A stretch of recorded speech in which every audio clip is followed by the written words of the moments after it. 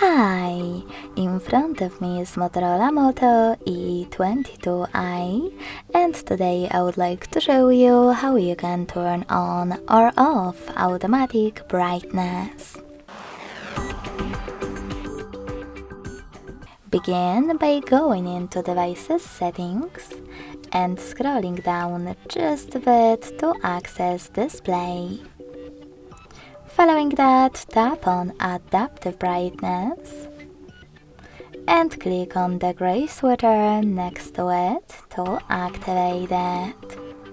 So when I do that, as you can see, auto brightness is on. But you can always switch it off by clicking on the same sweater again. Thanks so much for watching. If you enjoyed this video, smash that like button, comment and subscribe.